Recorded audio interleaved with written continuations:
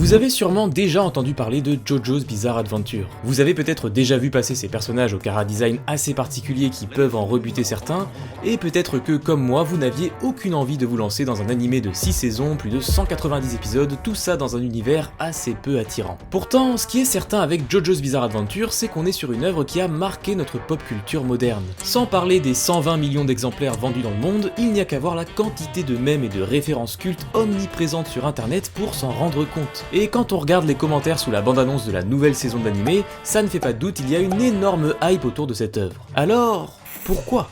Vous êtes sur la chaîne de CEO et aujourd'hui vous allez savoir pourquoi tout le monde adore JoJo's Bizarre Adventure et surtout pourquoi tout le monde devrait regarder JoJo's Bizarre Adventure. Bon, déjà, quand on voit bizarre écrit dans le nom de l'animé, ça peut repousser un peu. Ensuite, quand on regarde vite fait quelques images, qu'on voit la gueule du dessin et des personnages, on se dit qu'en effet, ça a l'air bizarre tout ça. Mais je vous rassure tout de suite, JoJo's c'est un animé qui n'est pas si bizarre que ça. Dans le sens où une saison de JoJo, ça raconte bien une histoire construite de manière plutôt conventionnelle qui se suit d'un point A à un point B avec des personnages principaux, des méchants et des péripéties. Ça c'est pour rassurer ceux qui auraient peur de se lancer dans une œuvre sans queue ni tête. Non, là on a bien une histoire que je peux vous résumer très brièvement. Dans JoJo's Bizarre Adventure, on va suivre une famille, celle des Joestar, sur plusieurs générations. Tout simplement. C'est-à-dire que la première partie se passe en 1881 et se concentre sur le personnage de Jonathan Joestar, et quand on passe à la partie 2, on est presque 60 ans plus tard, en 1938, et on suit alors les aventures de Joseph Joestar, le petit-fils de Jonathan. C'est peut-être le moment de vous faire remarquer d'ailleurs que JoJo c'est tout simplement le début de leur nom et prénom. Et là, félicitations, vous avez compris comment se déroule la narration de ce manga. À chaque saison qu'on appelle ici des parties, on va suivre un JoJo à une époque bien précise qui va s'entourer d'alliés, traverser toutes sortes d'épreuves pour atteindre un certain objectif. Chaque partie peut donc s'apprécier indépendamment les unes des autres, même si l'auteur Hirohiko Araki a bien sûr construit une trame globale qui se suit. Et chaque partie est bien différente, donc il est presque sûr que vous trouviez au moins une partie qui vous plaira. En soi, j'ai pas besoin de creuser l'histoire plus loin que ça parce que personnellement, c'est même pas spécialement l'histoire qui m'a poussé à enchaîner tout l'animé en quelques semaines. Non, ce qui m'a convaincu, c'est un concept bien précis dans JoJo's Bizarre Adventure. Un concept que l'auteur n'avait pas encore imaginé dans les deux premières parties et qui ne fait donc son apparition qu'à partir de la troisième. Ce qui explique d'ailleurs pourquoi beaucoup de gens conseillent de commencer JoJo directement à la partie 3. Personnellement, je pense que c'est quand même mieux de tout regarder pour bien suivre l'évolution de l'œuvre, mais en effet, le vrai potentiel de JoJo, il ne commence à se dévoiler qu'à la troisième partie. Alors, qu'est-ce qu'il s'y passe dans cette partie? Je vous ai dit qu'une aventure de JoJo, ça avait globalement tout le temps la même structure. Mais pour être un peu plus précis, une aventure de JoJo, c'est ponctuée par un événement récurrent, la rencontre avec un adversaire qui aboutit à un affrontement. Quoi de plus classique, des combats on en trouve dans tous les shonen, me direz-vous. Et c'est bien vrai, mais JoJo's a su rendre ces combats uniques grâce à un concept, les stands. Ce qu'on appelle un stand, c'est cette espèce de personnage fantomatique qui apparaît ici derrière Jotaro, le héros de la partie 3. Il s'agit en fait de l'énergie vitale de Jotaro matérialisée sous la forme que l'on voit ici. Pour le coup, c'est une forme humanoïde, mais un stand ça peut vraiment prendre toutes les formes imaginables. Et dans JoJo, c'est donc avec ces stands que les personnages s'affrontent. Parce que vous vous en doutez, les stands ils sont pas juste là pour la déco, ils ont des pouvoirs. Et c'est là que ça va devenir intéressant.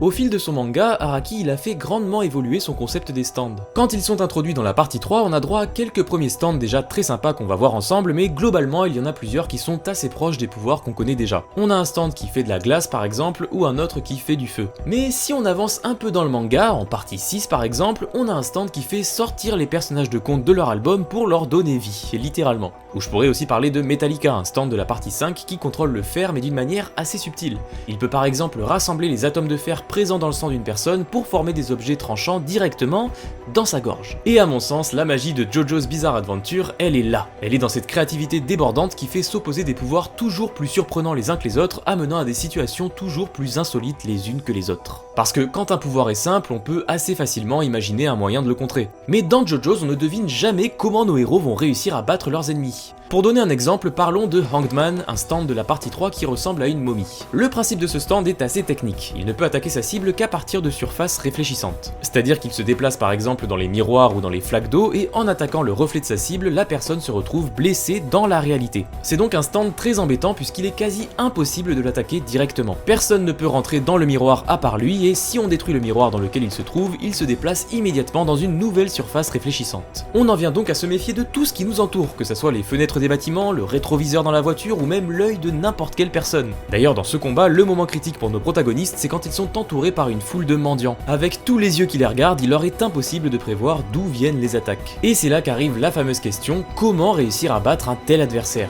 En sachant que le seul moment où ce stand peut être touché, c'est quand il se déplace entre deux surfaces réfléchissantes. Autrement dit, si on parvient à deviner sa trajectoire au moment où il quitte une première surface, on peut l'attaquer avant qu'il n'arrive dans la deuxième. Mais comment deviner sa trajectoire? Eh bien la solution proposée par Kakyoin tient dans un petit objet, une pièce d'or.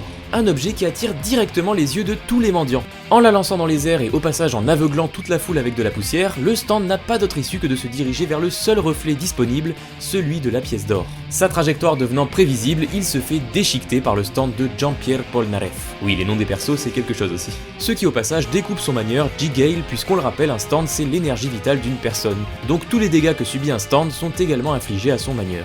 Maintenant que vous avez eu un aperçu de ce qui fait la magie de JoJo's Bizarre Adventure, je vais pouvoir vous présenter mes stands préférés. Et franchement, j'aimerais vous parler de tous les stands parce qu'il y en a vraiment plein qui sont super intéressants, mais il va falloir faire des choix. Puisque jusqu'ici, l'auteur de JoJo's a créé pas moins de 182 stands différents. Donc autant vous dire qu'on ne va que survoler le sujet puisque dans cette vidéo, je vais vous parler de mes 12 stands préférés. Pourquoi 12? Parce que j'en ai sélectionné 3 dans chaque partie, de la 3ème à la 6ème. Bon, là vous commencez à comprendre qu'un stand ça peut faire à peu près tout ce qui est imaginable. Si on voulait, on pourrait même en imaginer un qui génère de l'argent, juste comme ça. Bon après pour ça, pas besoin de stand, vous pouvez juste utiliser Freecash, le partenaire de cette vidéo. Freecash, c'est une application qui permet de gagner de l'argent en testant des jeux mobiles ou en répondant à des enquêtes. Alors oui, le nom de l'application m'a fait un peu peur au début, mais Freecash c'est un vrai site fiable qui a fait ses preuves. Il a une moyenne de 4,7 sur 5 sur Trustpilot pour plus de 270 000 avis. L'inscription est vraiment simple et vous verrez, l'interface est plutôt bien foutue. Et si vous passez par ce QR code ou par mon lien que je vous mettrai en description, vous obtiendrez un bonus de 10 € sur la première offre que vous activerez. Alors c'est quoi cette histoire d'offre? Comment ça marche Freecash? Je vous montre tout ça. Sur l'application, vous avez en fait plusieurs offres de jeux à installer et à tester pour commencer à gagner de l'argent. Plus vous avancez dans le jeu, plus vos gains sont importants, c'est pour ça choisissez un jeu qui vous fait vraiment kiffer. Pensez juste à bien cliquer sur autoriser Freecash à suivre vos activités dans les applications, sinon ça ne prendra pas en compte votre progression dans les jeux. Perso, j'ai choisi Domino Dream, c'est un petit jeu vraiment chill qui demande pas beaucoup de réflexion. L'idée c'est vraiment que dès que vous êtes dans les transports ou les files d'attente, vous pouvez quand même rentabiliser ce temps. Par exemple, pendant mes études d'animation, j'avais 1 heure de tram matin et soir, si j'avais eu ça à l'époque, ça m'aurait fait un petit billet.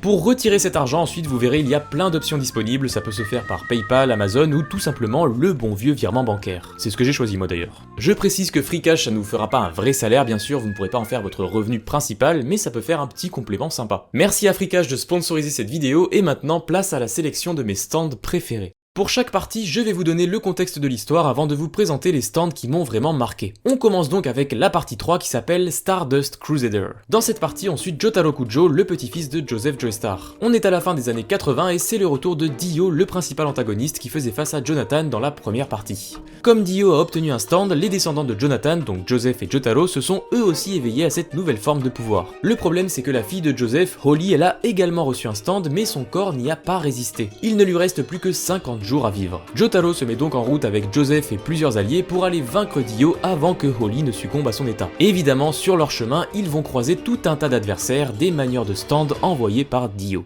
Parmi eux, laissez-moi vous présenter le premier stand de ma sélection, Death 13. Un stand qui a l'apparence d'une faucheuse avec un masque de clown. Et lui, quand vous le voyez, c'est déjà trop tard, parce que Death 13, il s'en prend à ses victimes quand celles-ci sont en train de dormir. Il les entraîne à ce moment-là dans son propre monde des rêves, un endroit qui ressemble à une sorte de parc d'attractions aux couleurs étranges. Dans ce monde, Death 13 a un contrôle total. Il peut faire apparaître ce qu'il veut, déformer les proportions des choses et bien sûr attaquer, voire tuer ses victimes avec sa faux. La moindre blessure infligée dans ce monde des rêves est appliquée immédiatement à la victime dans le monde réel. Bon là on se dit il suffit de se défendre avec son propre stand et tout va bien. Sauf que non. Dans le monde des rêves, il est impossible d'invoquer son stand. Les manieurs de stand se retrouvent donc sans défense à la merci de Death 13 et leur seule chance d'échapper à la mort c'est que quelqu'un les réveille en dehors de ce monde. Et alors, qu'est-ce qui se passe une fois qu'on est réveillé? Eh bien, on ne garde aucun souvenir de son passage dans le monde des rêves, juste une vague impression d'avoir fait un cauchemar. Et ça, vous vous en doutez, ça va bien compliquer la tâche pour le groupe de Jotaro. Si on résume, dans le monde des rêves, on ne peut rien faire et une fois réveillé, on ne peut même pas se souvenir de ce qui nous est arrivé. À moins qu'on ait une idée un peu tordue, celle de se scarifier le bras dans le monde des rêves pour se laisser un message à soi-même dans le monde réel. À ce moment-là, on peut se donner une indication pour trouver le manieur de Death 13 et le vaincre tant qu'on est éveillé. Mais ce que je vous ai pas dit, c'est que le manieur de Death 13, c'est lui. Un petit bébé inoffensif que le groupe est juste censé déposer dans un hôpital. Je ne révélerai pas ici comment cette histoire se termine, mais voir Kakyoin essayer de convaincre le groupe que le bébé est dangereux, c'est un moment plutôt drôle. Mais un autre truc un peu drôle, c'est une prise de courant posée sur un rocher. Vous trouvez ça bizarre? C'est normal, il s'agit du deuxième stand de ma sélection, Bastet. Quand je vous disais qu'un stand peut prendre n'importe quelle apparence, celui-là prend juste la forme d'une prise électrique. Et à la base, il n'a aucun pouvoir tant qu'on ne le touche pas. Mais la curiosité de Joseph va le pousser à toucher cette mystérieuse prise. C'est après cette première électrocution que le pouvoir de Bastet va commencer à faire effet. Des petits objets comme des capsules de bouteilles de coca vont venir se coller à Joseph. Puis le décapsuleur va lui aussi être attiré, et même plus tard, la chaise de sa chambre d'hôtel vient rouler jusqu'à lui. Vous l'avez compris, Bastet transforme sa victime en un véritable aimant. Un pouvoir qui devient vite dangereux puisque tout objet métallique devient une potentielle arme dirigée droit vers la victime. En plus de ça, Bastet peut appliquer son pouvoir sur plusieurs personnes à la fois. Et c'est là que ce combat va devenir très marrant puisque Avdol a lui aussi touché la prise. Il se retrouve donc à être aimanté avec Joseph. Autant vous dire que ça va générer moult scènes plus débiles les unes que les autres. Le magnétisme étant de plus en plus fort, Joseph et Avdol vont en arriver au point où ils ne pourront même plus marcher. Là aussi je ne vais pas vous spoiler comment ils se sortent de cette situation, mais c'est encore une fois un coup de génie. Et les coups de génie, c'est la spécialité du troisième stand de ma sélection, Osiris. Pour être plus précis, le vrai génie ne vient pas du stand, mais de son manieur Daniel G. Darby. A la base, ce Daniel, c'est juste un gars qui aime lancer des jeux de paris et tout faire pour les remporter. Et il est extrêmement doué à ça. Quand il rencontre le groupe de Jotaro dans un bar, il les invite à jouer avec lui et remporte rapidement un premier pari face à Polnareff. La petite surprise qu'il s'était bien caché de leur dire, c'est qu'il possède un stand. Un stand qui lui permet de voler les âmes de ceux qui perdent un pari contre lui. Daniel vient donc de capturer l'âme de Polnareff. On découvrira en fait qu'il a déjà collecté des centaines d'âmes de cette façon, et selon ses dires, le tuer ne libérera pas ses âmes. Il faut absolument le battre dans un pari. Le groupe de Jotaro se retrouve ainsi forcé de jouer avec Daniel pour tenter de récupérer l'âme de leur compagnon. C'est mon affrontement préféré de la partie 3 et l'un de mes préférés de tout JoJo's. Ici on n'est pas sur un combat de force physique mais plutôt sur des duels cerveau contre cerveau. Chaque jeu est super intéressant à suivre et les personnages redoublent à chaque fois d'ingéniosité pour tricher sans se faire remarquer. Une fois de plus, l'issue de l'affrontement est super bien amenée, c'est à partir de là que j'ai compris à quel point JoJo's c'est incroyable. Voilà pour mes stands préférés de la partie 3, on passe maintenant à la partie 4. Cette partie s'appelle Diamond is Unbreakable. Elle se passe dans une ville japonaise en 1999, donc une dizaine d'années après la partie 3, et on va suivre Josuke Higashikata, le fils illégitime de Joseph. Josuke apprend qu'il existe un arc et une flèche mystique capable de donner des stands à ceux qui sont frappés par la flèche. A vrai dire, ces objets se trouvent actuellement dans sa ville et des manières de stands se mettent à apparaître un peu partout autour de lui. Josuke et ses amis vont donc partir en quête de retrouver l'arc et la flèche. À côté de ça, un mystérieux tueur en série rôde dans la ville. Cette partie 4 elle a un rythme bien différent des autres, on n'a pas de voyage, tout se passe dans une seule ville, mais les stands qu'on va y trouver sont vraiment très créatifs. Et pour le premier stand que j'ai envie de mentionner dans cette partie, on n'est pas vraiment sur un adversaire. Alors que Joseph est en compagnie de Josuke, il sent que le bas de son pantalon se fait comme tiré par une force invisible. En se penchant, il aperçoit des traces de mains de petite taille dans la terre. À ce moment-là, un chien enragé s'apprête à sauter sur la chose invisible, mais Joseph la sauve à l'aide de son propre stand. En le récupérant dans ses mains, il comprend qu'il s'agit d'un nourrisson d'environ 6 mois qui a malencontreusement reçu un stand. Et voilà comment Joseph et Josuke se retrouvent à devoir s'improviser parents d'un bébé invisible. Pour s'en sortir plus facilement, ils décident de l'habiller et de lui maquiller le visage. Le seul problème, c'est qu'à cet âge-là, le bébé ne maîtrise pas du tout son stand. Donc en plus de redevenir invisible, son pouvoir se met à affecter les choses qui l'entourent. La situation commence donc à être compliquée, plus le bébé est stressé, plus son rayon d'action est important. Le landau va échapper à la vigilance des deux hommes et il finira par tomber à l'eau. Le bébé risquant la noyade, la seule solution qu'aura Joseph pour le retrouver sera de se tailler les veines. Car grâce à son sang, l'étendue d'eau devient colorée, sauf à l'endroit du bébé qui le rend invisible. C'est aussi ça JoJo's, c'est des concepts simples qui amènent à des situations extrêmes. En soi, le pouvoir d'invisibilité c'est pas nouveau, mais d'avoir choisi de donner cette capacité à un bébé, ça crée vite un vrai bordel. Pour le 5e stand de ma sélection, on va revenir sur du combat avec Atom Earth Father. Pour faire simple, ce stand permet à son manieur de vivre à l'intérieur d'une photo, c'est-à-dire de se déplacer et faire ce qu'il veut dans celle-ci. Et si par malheur quelqu'un d'autre se trouve dans cette photo, le manieur peut l'attaquer en toute tranquillité, puisque contrairement à lui, cette personne sera bien sûr immobile dans la photo. Ce qui est d'autant plus redoutable avec ce stand, c'est que son manieur c'est Yoshihiro Kira, un homme qui est décédé. Donc en fait c'est pas lui mais son fantôme qui vit dans la photo. Ça fait qu'il n'existe pas en dehors de la photo, donc impossible de l'atteindre. Dans un sens, ça ressemble un peu à Hanged Man qui pouvait attaquer par le biais des miroirs, mais il y a quand même des différences notables. Par exemple, si on a la bonne idée de déchirer la photo, les dégâts se répercutent directement sur les personnes qui apparaissent dessus. Ensuite, si on veut s'échapper de la pièce où on a été photographié, c'est impossible. À partir du moment où la photo est prise, le lieu devient une véritable prison. Même les gens autour, ceux qui n'ont pas été pris en photo, ne peuvent plus rejoindre cet espace. C'est vraiment une mécanique que je trouve super intéressante et où on se demande vraiment comment lutter contre ça. Et pour le coup, j'ai envie de vous spoiler la solution.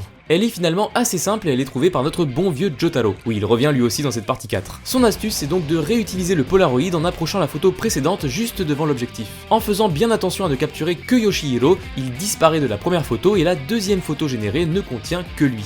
Il se retrouve donc enfermé tout seul dans sa petite photo, il n'a plus aucune cible à sa disposition et Jotaro prend bien sûr le soin de détruire le Polaroid. Il ira même jusqu'à plier la photo et à l'entourer de scotch pour être vraiment tranquille. Ce stand basé sur la photographie, je l'ai trouvé vraiment ingénieux, mais là, il est temps de parler de mon stand préféré de la partie 4. Il s'agit juste d'un pylône. Bon ok, je vais développer un peu. Quand on découvre ce pylône, on remarque qu'il y a un homme qui habite littéralement à l'intérieur. Il a trouvé le moyen de s'alimenter, faire ses besoins, bref, il vit dans le pylône. On est d'accord que c'est un peu intriguant, mais peut-être que ce mode de vie, il ne l'a pas vraiment choisi. Quand Josuke va s'avancer à l'intérieur du pylône, l'homme va lui révéler qu'il s'agit d'un stand, Superfly. Un stand dans lequel Josuke est désormais piégé, car dès qu'une personne se trouve dans le pylône, sa seule chance d'en sortir est qu'une autre personne y soit également présente. Si Josuke est tout seul dedans, voilà ce qui se passe quand il essaye d'en sortir.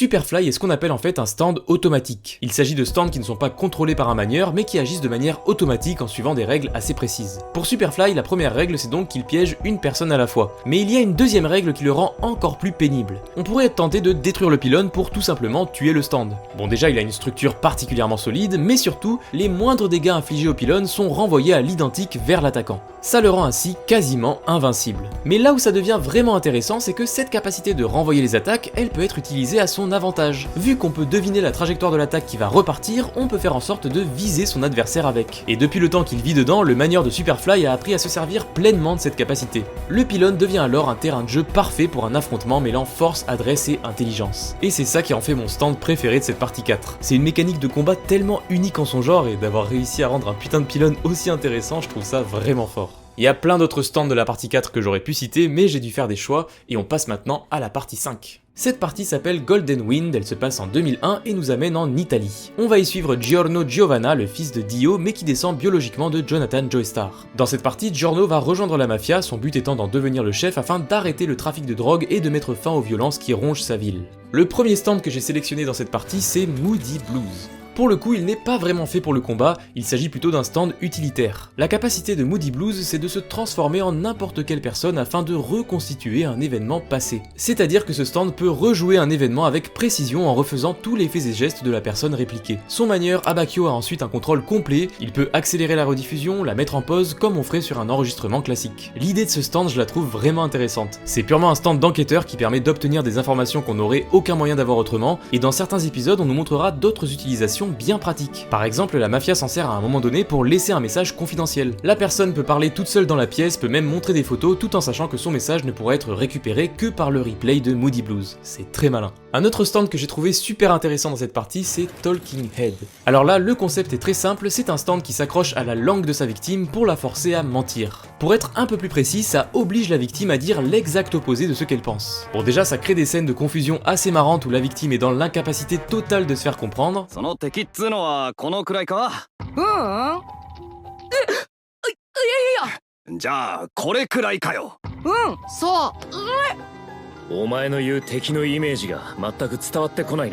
Mais ensuite, Talking Head devient vraiment fort dès qu'il est mis en binôme avec un autre stand un peu plus adapté au combat. En l'occurrence, il fait équipe avec Clash, un stand à l'allure de requin qui peut se téléporter dans n'importe quel liquide pour mordre par surprise ses adversaires. À eux deux, ils peuvent donc faire des combos assez puissants. Talking Head force Narancia à diriger tous ses amis vers les toilettes et une fois dans ce lieu rempli de robinets et de points d'eau, ils sont à la merci de Clash. Et même si Narancia s'empêche de parler et qu'il ferme les robinets, Talking Head peut également se servir de sa langue pour les réouvrir. S'ensuit plusieurs scènes où Narancia ne donne jamais les bonnes informations à son groupe, les mettant dans des situations de pire en pire. J'aime beaucoup ce stand, il montre qu'en changeant juste une personne dans un groupe, on peut créer le chaos total. On arrive à mon stand préféré de la partie 5 et là je ne vais pas être le plus original mais j'ai choisi Gold Experience. C'est le stand de Giorno Giovanna, le héros de la partie 5. Gold Experience, il a un pouvoir simple, il peut donner vie à n'importe quel objet. C'est-à-dire qu'il peut créer des animaux ou des plantes à partir de quasiment n'importe quoi, et il peut annuler ses transformations quand il le souhaite. C'est un pouvoir démesurément fort, et dans les mains d'un mec malin comme Giorno, ça l'amène à se sortir de bon nombre de situations. Pour donner un exemple un peu technique, il y a une scène où le groupe a besoin de voler une voiture pour aller plus vite vers leur objectif. Le problème c'est que s'il manque une seule voiture sur le parking, elle sera rapidement identifiée et le groupe sera facile à retrouver. Mais avec son pouvoir, Giorno a l'idée de transformer toutes les voitures du parking en grenouilles. Ainsi, impossible de savoir quelle voiture a été volée. En plus de ça, avant de redevenir des voitures, les grenouilles se seront dispersées un peu partout et on ne pourra même plus deviner dans quelle direction ils sont partis. Ça c'est une utilisation purement pratique, mais pour donner un exemple plus offensif, il peut par exemple camoufler un pistolet en banane pour piéger un adversaire un peu trop gourmand. Bref, au fil de la partie 5, Giorno montrera plein d'utilisations différentes de son pouvoir, et vous l'avez vu, certaines vont chercher vraiment loin. On arrive à la dernière partie abordée dans cette vidéo, la partie 6. Elle s'appelle Stone Ocean et se passe en 2011 dans une prison américaine. On va y suivre la fille de Jotaro, Jolene Kujo, qui se retrouve incarcérée après une fausse accusation de meurtre. Son père viendra tenter de la libérer, mais un mystérieux stand va lui arracher sa mémoire sous la forme d'un CD. Jotaro se retrouvant dans le coma, Jolene va décider de rester en prison pour mettre la main sur le coupable et sauver son père. L'un de mes stands préférés dans cette partie, c'en est un qui joue un rôle important, il s'appelle Weather Report. Pour faire simple, c'est un stand qui contrôle la météo. On peut se dire que c'est pas incroyable sur le papier, mais si, c'est incroyable. Parce qu'en fait, cette capacité permet de faire énormément de choses. Il peut par exemple créer des nuages pour protéger son manieur des projectiles, ou alors il peut utiliser le vent pour se propulser. Mais là, je suis resté dans les exemples simples. À un moment donné, Jolene et Weather Report se retrouvent dans une pièce sans gravité et privés d'oxygène à cause d'un stand ennemi. Mais grâce à Weather Report, il a la possibilité de collecter le peu d'oxygène qui reste dans la pièce pour carrément créer des sortes de combinaisons spatiales faites de nuages. S'ensuit un combat en gravité zéro plutôt stylé. Mais ce stand il réserve encore des surprises. Peut-être que vous l'ignorez, mais il existe un phénomène assez rare dans certaines régions, des animaux se mettent à pleuvoir. Ça s'est déjà vu avec des poissons, des oiseaux ou même des grenouilles. Et donc, par définition, on peut appeler ça un phénomène météorologique. Ce qui fait que Weather Report a la possibilité de faire pleuvoir des grenouilles empoisonnées sur ses ennemis. Ah vraiment, Weather Report c'est l'un des stands les plus complets de JoJo's et même là honnêtement on n'a pas fait le tour de tout ce qu'il peut faire. On passe à l'avant-dernier stand de cette vidéo, Green Green Grass of Home. Il s'agit du stand de ce bébé tout vert là. Et oui, c'est le troisième bébé de la vidéo. Ce stand il a une mécanique simple mais qui retourne un peu le cerveau. Dès que quelqu'un cherche à s'approcher du bébé, la personne rétrécit. Et ce proportionnellement à leur distance du bébé. Ce qui fait que théoriquement il est impossible de l'atteindre. C'est donc un stand défensif. Mais Jolene est persistante et si ça ne marche pas d'aller en ligne droite, elle va essayer par le haut en se laissant tomber sur le bébé. Bon en fait c'est le même principe, elle est partie pour une chute sans fin où elle ne fera que rétrécir. En plus à ce moment-là, le stand du bébé apparaît lui-même pour la combattre. D'ordinaire il est tout petit, mais comme les poursuivants se retrouvent à devenir eux-mêmes minuscules, il en profite pour les attaquer quand il a l'avantage de la taille. Une dernière chose sur ce stand, c'est qu'il fonctionne dans les deux sens. C'est-à-dire que si on le suit, on rapetissit, mais si on s'en éloigne, on grandit. Et ça vaut aussi pour tous les objets que touche le stand. Voilà comment des petits grains de terre deviennent de dangereuses météorites. Ce stand, c'est vraiment l'un de mes préférés de cette partie, il est aussi intriguant que frustrant. Et nous voilà au dernier stand de cette vidéo, avec donc mon stand préféré de la 6ème partie, Kiss. C'est le stand d'Hermès Costello, une alliée de Jolene. Ce stand il marche en deux temps. D'abord, Hermès peut poser un autocollant sur un objet, ce qui va directement le dupliquer. Enfin je dis un objet, mais ça peut même marcher sur les doigts d'une main par exemple. Ensuite, dans un second temps, si Hermès retire l'autocollant, la copie et l'original refusionnent ensemble, endommageant l'objet au passage. Je trouve ce concept incroyable. Avec un peu d'ingéniosité, c'est un stand qui peut servir dans plein de situations. Dans l'épisode 6, Hermès fait face à un homme suicidaire qui a un stand bien particulier, tout ce qu'il s'inflige à lui-même se répercute sur sa victime. Hermès se retrouve donc à utiliser son stand pour par exemple stopper sa pendaison. Juste après ça, l'homme tente de se noyer dans un lavabo et pour éviter la noyade, Hermès s'en sort en dupliquant son nez, ce qui lui permet de respirer. Voilà le genre de choses que peut faire Kiss. C'est un stand vraiment technique qui donne envie de voir toutes ses possibilités. Et ça y est, on a vu mes 3 stands préférés dans chaque partie. Honnêtement, c'était pas facile de sélectionner, il y en a vraiment plein qui sont super intéressants. Si vous n'avez jamais regardé JoJo's Bizarre Adventure, j'espère que ça vous a donné envie de découvrir cet animé de folie, et si au contraire vous êtes fan de JoJo's, écrivez en commentaire vos stands préférés. J'ai bien envie de savoir si on en retrouve certains de ma sélection. J'espère que cette vidéo vous a plu, ça faisait un moment que je voulais parler de JoJo's Bizarre Adventure et avec la sortie de la nouvelle saison, c'était l'occasion. D'ailleurs je l'ai pas encore commencé, j'ai hâte de découvrir ça. Si vous aimez l'animation, vous êtes au bon endroit, vous pouvez vous abonner à cette chaîne et me suivre sur mes réseaux. Merci encore à Freecash d'avoir sponsorisé la vidéo, si ça vous intéresse, passez par le lien en description ou par le QR code à l'écran, vous avez 10€ bonus et ça soutient la chaîne. Pour rester dans l'animation japonaise, je vous recommande cette vidéo qui parle de Perfect Blue, un film d'animation qui peut littéralement vous rendre fou. Et sinon on se retrouve bientôt pour une nouvelle vidéo. Sur ce, c'était Sio, ciao, à la prochaine. ジョースターさん、私すごく恥ずかしいです。おい、何見てる？ダンスの練習しとるんじゃよ、ダンスの。